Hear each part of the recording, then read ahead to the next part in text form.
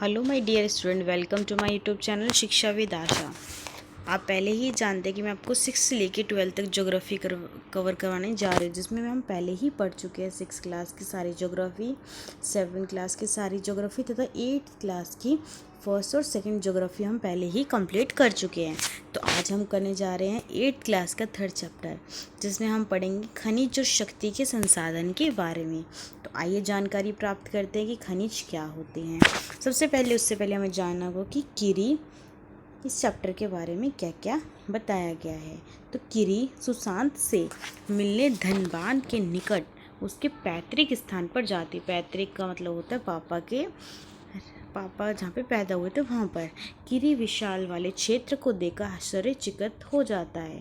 आश्चर्यचकित होता है, एकदम से चौंक जाना। सुकांत, यह स्थान कितना काला और धूल भरा है। यहाँ पे तो बहुत काला काला हो रखा है। यह कोयला खदान के निकट होने के कारण ऐसा हुआ है। उसने पूछा सुशांत ने, ऐसा क्यों है?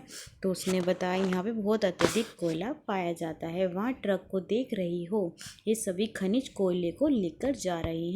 यहाँ पे अत्यधिक कोयला पाया जाता है। खनिज क्या है? साहब ने पूछा। किरी पूछती है। सुशांत कहता है कि क्या आपने कभी नान बाई को बिस्कुट बनाते हुए देखा है या आटा गूंथते हुए देखा है? तो उसने आटा, दूध, चीनी, कभी कभी अंडे को भी मिलाया जाता है। अगर आप पके हुए बिस्कुट खाते हैं तो क्या आप अपने अवयव को पृथक रूप में देख सकते हैं? जिस प्रकार बिस्कुट में मिली हुई कई वस्तुओं को आप नहीं देख सकते, उसी प्रकार पृथ्वी पर चट्टानों में कई पदार्थ मिले होते हैं जिन्हें वे खनिज बनाते हैं। मतलब जो खनिज है हमारा, वो अनेक प्रकार से मिलकर बना होता है, अनेक पदार्थों से मिलकर बना होता है। पृथ्वी की चट्टान प्रॉपर्टी पर भी सभी जगह वह फैला होता है। तो प्राकृतिक रूप से प्राप्त होने वाला पदार्थ जिसका निश्चित रासायनिक संगठन हो, वह एक खनिज कहलाता है। सभी खनिज सभी स्थान पर समान रूप से वितरित नहीं होते। मतलब खनिज हर जगह पर नहीं पाए जाते। वे किसी विशेष क्षेत्र में या शैल समूह में संकेंद्रित होते हैं। शैलों में पाए जाते हैं या किसी विशेष स्थान पर वह देखने को मिलते हैं। साथ में कुछ खनिज ऐसे क्षेत्रों में पाए जाते हैं जो आसानी से अभिज्ञेय नहीं हैं, जैसे आर्कटिक महासागर, स्वतंत्र और आर्कटिक। खनिज विभिन्न प्रकार के भूवैनिक परिवेश में अलग अलग दिशाओं में निर्मित होते हैं। मतलब जो खनिज है वो अलग अलग दिशाओं में बनते हैं, अपने आप निर्माण होता है उनका। वे बिना किसी मानवीय हस्तक्षेप के या प्राकृतिक प्रक्रिया द्वारा निर्मित होते हैं। बिना किसी मानव के, कोई मानव का कंट्रीब्यूशन नहीं होता उसमें, खाली प्राकृतिक चीज़ों से वो अपने आप मिल जाते हैं। ये प्राकृतिक गुण होते हैं, जैसे रंग उसका कैसा है, घनत्व, कठोरता, रासायनिक गुण, विलेयता के आधार पर वो पहचाने जाते हैं। तो आइए हम पढ़ते हैं। क्या आप जानते हैं आपके भोजन में नमक और आपके पेंसिल में ग्रेफाइट भी खनिज है? जो हमारे नमक और भोजन में पाया जाता है ग्रेफाइट भी वह एक प्रकार का खनिज है। तो आपसे क्वेश्चन पूछ सकते हैं कि पेंसिल में कौन सा खनिज पाया जाता है, तो वो है ग्रेफाइट। ठीक है बच्चों। खनिज के प्रकार। पृथ्वी पर 3000 से अधिक विभिन्न खनिज पाए जाते हैं। तो पृथ्वी पर कितने खनिज पाए जाते हैं? 3000 से अधिक। संरचना के आधार पर खनिजों के मुख्यतः धात्विक और अधात्विक खनिज में वर्गीकृत किया गया है। आपसे क्वेश्चन पूछ सकते हैं कि खनिज कितने तरह के होते हैं और धात्विक और अधात्विक खनिज किसे कहते हैं? तो खनिज हमारे 2 तरह के होते हैं, धात्विक और अधात्विक खनिज। और धात्विक खनिज भी लोहा और अलोहा होता है। तो आइए धात्विक खनिज के बारे में पढ़ते हैं। सबसे पहले धात्विक खनिज में धातु कच्चे रूप में होता है, कच्चे रूप में पाया जाता है। धातुएं कठोर प्राप्त जो ऊष्मा विद्युत ने सुचालित करती है, और इसमें धूति, नमक, चमक विशुद्ध होती है। मतलब इसमें बहुत सारी नमक चमक पाई जाती है, जैसे लोहा, आयस, बास्केट, मैग्नीज, आयस इनके कुछ उदाहरण हैं। धात्विक खनिज लोहा तथा अलोहा हो सकते हैं। लोहा खनिज जिसे हम लोहा अयस्क, मैग्नीज और क्रोमाइट में लोहा होता है, और लोहा खनिज में लोहा नहीं होता। जो लोहा होती है उसमें लोहा पाया जाता है, बट अलोहा में लोहा नहीं पाया जाता, क्योंकि इसमें धातु या थापा, सोना, चांदी, तांबा या सीसा अधिक मात्रा में पाया जाता है। अधात्विक खनिज में क्या होता है, इसमें धातुएं नहीं होती। चूना, पत्थर, अभ्रक और जिप्सम इनके उदाहरण होते हैं। तो आपसे कुछ उदाहरण पूछ सकते हैं कि धातु और अधात्विक के क्या उदाहरण होते हैं। खनिज ईंधन जैसे कोयला, पेट्रोलियम अधात्विक खनिज होते हैं। खनिजों को खनन, प्रवधन या आंखनन द्वारा निष्क्रिय किया जाता है। ठीक है प्यारे बच्चों, तो खनिज निष्करण के क्या प्रावधान होते हैं। इसके 3 प्रावधान है, खनन, प्रवेधन, आंखनन। और खनन को भी वितरित खनन और कूपक खनन कहते हैं। तो इसके बारे में हम पढ़ेंगे कि खनन क्या होता है और कूपन खनन क्या होता है। पृथ्वी की सतह के अंदर दबी शैल से खनिज को बाहर निकालने की प्रक्रिया खनन कहलाती है। खनन क्या होता है, जब पृथ्वी के अंदर से हम शैलों में से खनिज बाहर निकालते हैं तो उसे हम खनन कहलाते हैं। खनन जो कम गहराई में स्थित है और पृष्ठ स्तर को हटाकर निकाले जाते हैं उसे विस्तृत खनन कहते हैं। गहन वेदन जिन्हें कूपक कहते हैं। अधिक गहराई में स्थित खनिज निक्षेपित कर पहुंचने के लिए बनाए जाते हैं जिसे हम कूपक खनन कहते हैं, जैसे पेट्रोलियम हमारा। ठीक है बच्चों, चलो आइए इसके बारे में पढ़ते हैं कि शैल, क्या आप बच्चों ने शैल देखी चट्टानें। शैल खनिज अवयवों के निश्चित संगठन वाले एक या एक से अधिक खनिजों का एक समूह होता है। शैल जिनमें खनिज का खनन किया जाता है वो अयस्क कहलाता है। क्या कहलाता है, अयस्क कहलाता है। 2800 से अधिक खनिजों की पहचान की गई है जिनमें केवल लगभग 100 अयस्क खनिज समझे जाते हैं। ठीक है बच्चों, तो आइए इसके बारे में पढ़ते हैं हम। प्राकृतिक गैस धरातल के बहुत नीचे पाए जाते हैं। जो प्राकृतिक गैसेज है वो बहुत नीचे पाई जाती है। उनके बाहर निकलने के लिए कूपों की खुदाई किए जाते हैं जिसे प्रवेधन कहते हैं। सतह के निकट स्थित खनिजों की जिस प्रक्रिया द्वारा आसानी से खोद कर निकाला जाता है उसे हम आखनन कहते हैं। खनिजों का वितरण के बारे में पढ़ेंगे कि खनिजों का वितरण किस प्रकार होता है। खनिज विभिन्न प्रकार की शैलियों में पाए जाते हैं। कुछ अग्नीय शैल में पाए जाते हैं, कुछ क्रांतीय शैल में पाए जाते हैं तथा कुछ अवसादी शैल में पाए जाते हैं।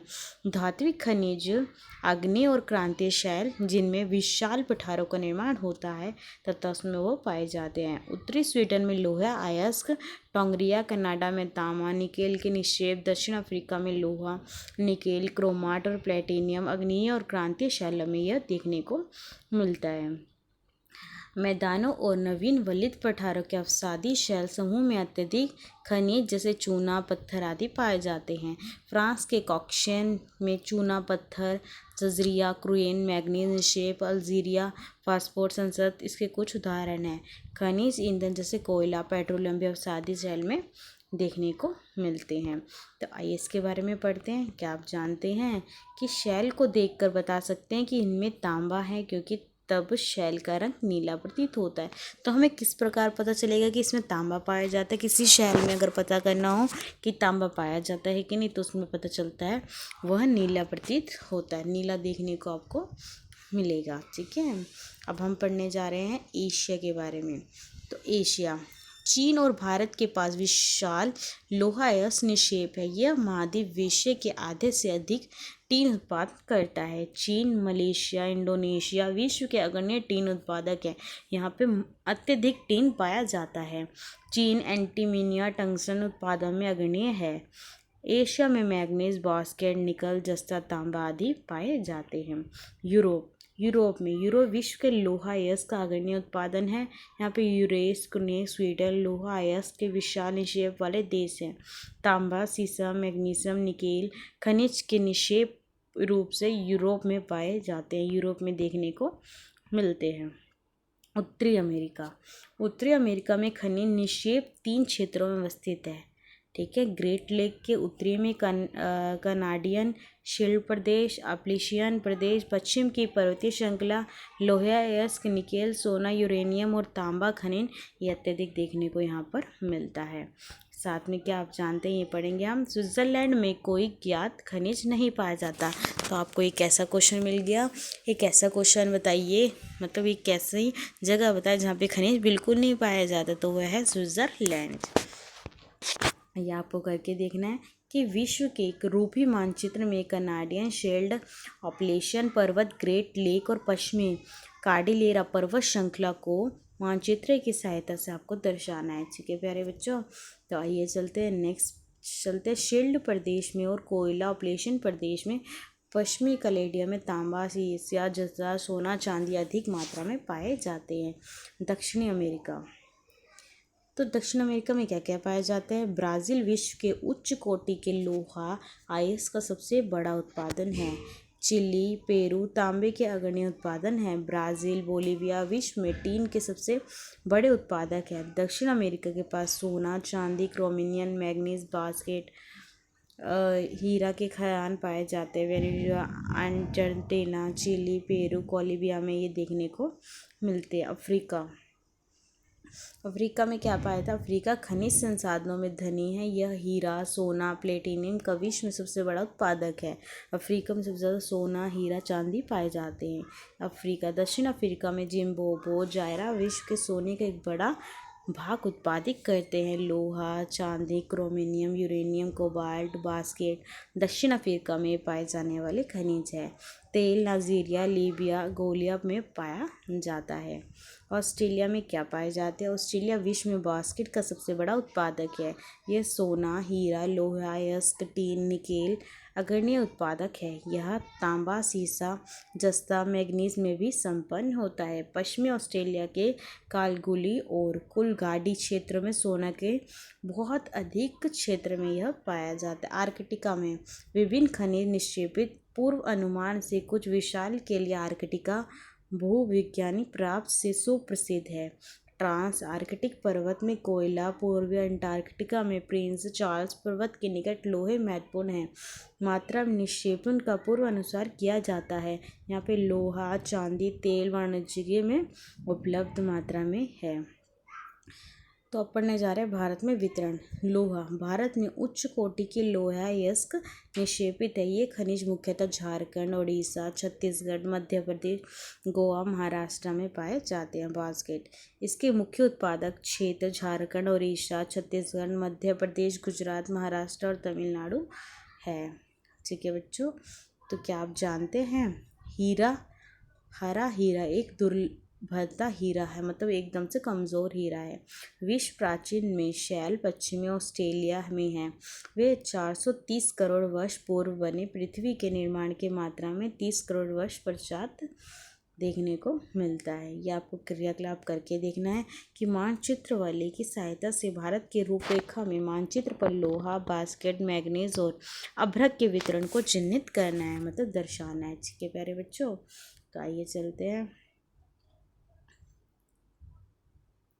अभ्रक निक्षेप झारखंड, बिहार, आंध्र प्रदेश, राजस्थान में पाए जाते हैं। भारत विश्व में अभ्रक का सबसे बड़ा उत्पादन और निर्यातक देश है। ठीक है। भारत, तांबा क्या है? ये राजस्थान, मध्य प्रदेश, झारखंड, कर्नाटका, आंध्र प्रदेश में पाया जाता है। मैग्नीज, भारत के मैग्नीज निक्षेप में महाराष्ट्र, मध्य प्रदेश, छत्तीसगढ़, ओडिशा, आंध्र प्रदेश में यह मैग्नीज ज़्यादातर देखने को मिलते। तो आपको कोई एक या दो राज्यों के नाम लाइन करने हैं। सोना, भारत में कर्नाटका में कोल्लूर में सोना के निक्षेप है। सोना अत्यधिक भारत के कर्नाटका में पाया जाता है। यह विश्व की गहरी खानों में से एक है। यहाँ पर खनन को बहुत खर्चीला प्रक्रिया बनाती है। चूना पत्थर, भारत में चूना पत्थर उत्पादन करने वाले महत्वपूर्ण राज्य बिहार, झारखंड, उड़ीसा, मध्य प्रदेश, छत्तीसगढ़, राजस्थान, गुजरात, तमिलनाडु शामिल हैं। नमक, यह समुद्र, झील और शैलों से प्राप्त किया जाता है। भारत नमक का अग्रणी उत्पादन निर्यातक देश है। ठीक है प्यारे बच्चों, तो आइए इसके बारे में खनिजों के उपयोग के बारे में पढ़ेंगे। अब हम खनिजों के उपयोग कई उद्योगों में होता है। रत्नों के लिए उपयोग किए जाने वाले खनिज कठोर होते हैं। इन्हें आभूषण बनाने के लिए प्रयोग किया जाता है। तांबा एक अन्य धातु है जिसका उपयोग सिक्के से लेकर पाइप प्रत्योक वस्तु में किया जाता है। कंप्यूटर उद्योग में प्रयुक्त होने वाले सिलिकॉन क्वार्ट्ज में प्राप्त होता है। एल्यूमीनियम इसका अयस्क बास्केट से प्राप्त किया जाता है। इसका उपयोग ऑटोमोबाइल और हवाई जहाज बनाने, भवन निर्माण, रसोई के बर्तन बनाने में इसका उपयोग किया जाता है। ठीक है बच्चों, खनिजों का संरक्षण। खनिज अनवीनीकरण संसाधन है। खनिजों के निर्माण और संचयन में हजारों वर्ष लग जाते हैं। मानवीय उपयोग की दर की तुलना में निर्माण इसका बहुत अधिक धीमी है। अगर इसका निर्माण कार्य करे तो इसको निर्माण कार्य बहुत कठिन होता है। बर्बादी की घटनाओं के लिए आवश्यक है। धातुओं का पुनर्चक्रण एक अन्य तरीका है जिसमें खनिज संसाधनों का संरक्षण किया जा सकता है। ठीक है, और अब हम पढ़ रहे हैं, आओ कुछ करके देखें। किन्हीं 5 खनिजों के नाम लिखने तथा उसकी सूची बनानी है। ठीक है बच्चों, तो अब हम जो लिखा है ये शक्ति संसाधन, इसमें हम पढ़ेंगे सेकंड पार्ट में। ठीक है प्यारे बच्चों, इसका सेकंड पार्ट मैं कल बनाऊंगी, तो उसमें हम देखेंगे कि शक्ति संसाधन किसे कहते थे, अन्य इस चैप्टर के बारे में जानकारी हासिल करेंगे। तो आपका ये फर्स्ट पार्ट कंप्लीट हो चुका है। Thank you for watching my YouTube channel Shiksha with Asha. Thank you so much.